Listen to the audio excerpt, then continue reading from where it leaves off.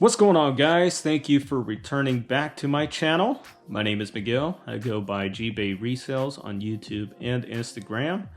And in today's video, I'm going to be showing you guys 12 items that I've sold $608 with an average of $50 per item. So hopefully you guys could use this video for bolos as well as items you should possibly avoid, because I do have one of my worst purchases and sales on this video. So stick around. Alright guys, so the first item on this list is a penny Australia board, or what people call a penny board. This was a board that I picked up from my local thrift store for $3. And as soon as I saw it and I saw that it was a penny board, I knew it was going to be worth a lot. Now, when I saw the material that it was made out of, I ended up thinking that it could be a glow-in-the-dark special edition board. And when I got it home, I tested it out, and it sure was. But this was the 22-inch model, so it wasn't as expensive as the 27-inch, which I comped out on eBay. But regardless, the $3 investment was great. But I ended up selling this board for $60 with free shipping, and I believe I only paid about 10 to 12 bucks to ship it out.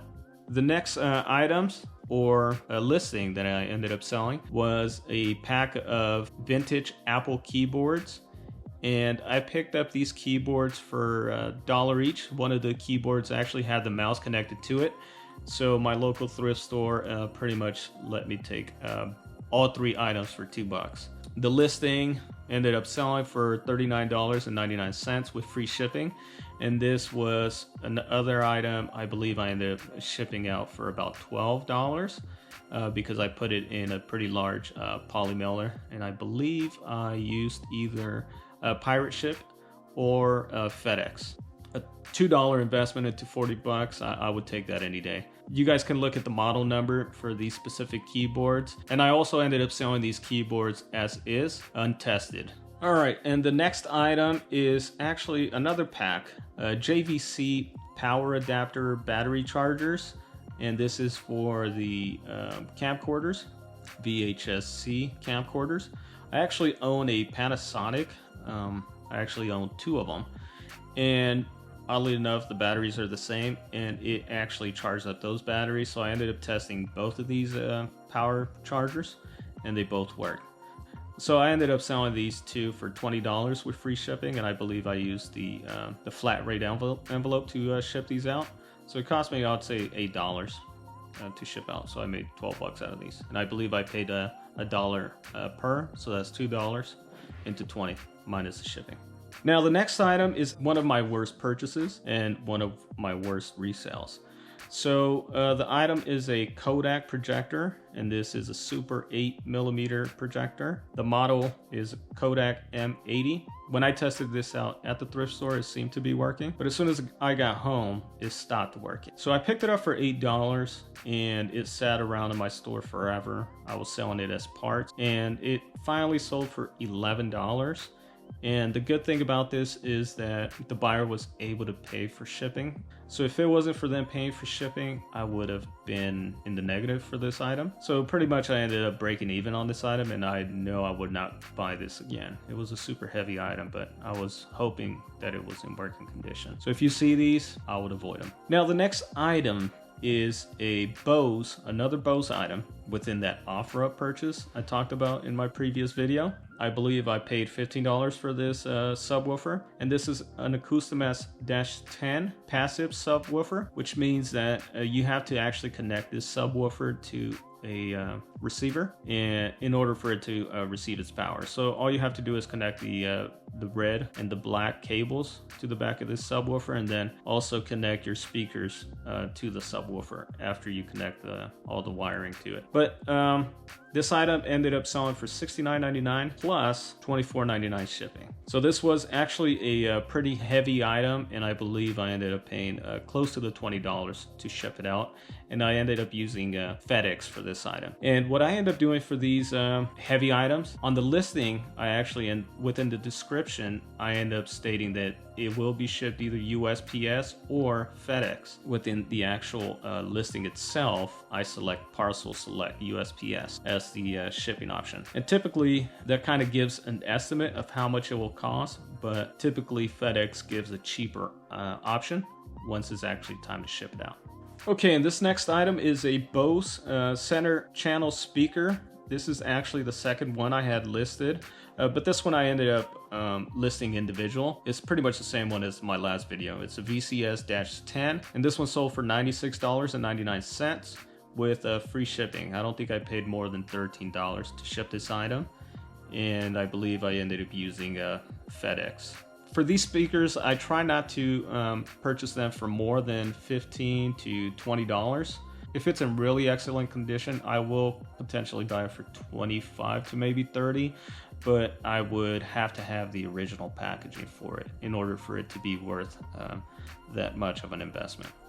But if you do see these center speakers, pick them up. They're really easy to test if you have a receiver or if you have any type of stereo system with the black and red wiring cables. And the next item is a pair of men's 5-finger shoes. These were in size 10. These sold for $36.99 with free shipping. And these are typically popular for runners that like these type of shoes for comfort. If you end up seeing them for a fairly cheap price, I would definitely pick them up. They're really worth the investment. But I believe I ended up picking these up for about $4 at my local thrift store. Okay guys, so the next item is actually one of the coolest items that I have found while thrifting. It is a 1970s Sony tape deck, and it's a single tape deck, which the single ones tend to be worth a little bit more than the dual tape decks. This model is a Sony TC206 SD.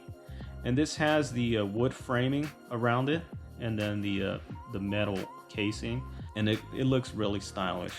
The body was in great shape when I was testing it at the thrift store. It played, but it had some issues with, I believe, the rewind and forward, and come to find out, it wasn't properly working. But one of the things that helped me sell this for a pretty good dollar amount is that I ended up taking video, and I actually included that video within the listing, so the potential buyers can actually see what was wrong with the item. Now, the buyer of this tape deck actually told me that the video really did help him make up his mind on purchasing this item, and we ended up negotiating the price to $80 plus $40 shipping. So I ended up paying $20 for this tape deck, and I really did enjoy it when I was testing it out. It sounded really nice, very high quality. The buyer is actually an international buyer, and actually I think I only paid $20 or $25 to actually ship out this item, so I made a little bit on the shipping as well. Now the next item is actually a lot of two pairs of dress socks. They are a pair of Kenneth Cole, and these I ended up doing a retail arbitrage at my local TJ Maxx. I picked them up for $4 each, so it's an initial investment of $8 for this listing, and I ended up selling out for $26.76. So $22.76 plus $4 shipping. And I believe I used a flat rate envelope for this, so I paid like $7 to ship them out. Now the next item is a vintage Kodak Retinet Type 017. So this one only sold for $17.75 plus $7 shipping. And I believe I used a padded flat rate envelope for this. So I actually ended up getting this for free from my brother-in-law. It's pretty much just profit. The next item is a Columbia vest. It's an OmniHeat insulated thermal vest. This was a size large in the color black. The inner part of this vest was like a shiny silver, and that's the insulated material used for these vests. So if you guys ever come across this type of vest or any Columbia gear, I would suggest for you guys to pick it up, especially if it's the pants. I believe the pants go for a little bit more in value. But I ended up picking this up at an estate sale for $5. So this item ended up selling for $33.89, and I provided free shipping. And I believe I ended up using the flat rate envelope. So I would suggest to pick up those vests or any Columbia gear with the OmniHeat technology. Okay, and the last item is going to be a 1980s vintage Freightliner hat. And the cool thing about this hat, as you can see in the picture here, is that it's an all denim hat. And this one seemed to be in new condition without tags, so that's how I ended up listing it. And it sold for $19.79 plus $5.99 shipping. And it didn't cost me more than $6 to ship it out. So, and I ended up picking this up at a community sale. So I picked this up plus a couple more hats that I ended up selling as well. And I picked up all the hats for $1. All right, guys, so that's the 12 items that I wanted to show you guys. And they all totaled up to $608. That is an average of $50 per item, minus 13% fees from eBay, minus an approximate $130 in shipping. These 12 items would give me a profit of $315 with an initial investment of $84. Let me know if you guys have ever sold any of these items and how much you ended up making for them. All right, guys. So I hope you guys liked this video. Please give me a thumbs up if you liked it. And if you're currently not subscribed to the channel, I would appreciate if you subscribe. All right. Thank you for watching. I appreciate you guys. Stay safe and have a great one.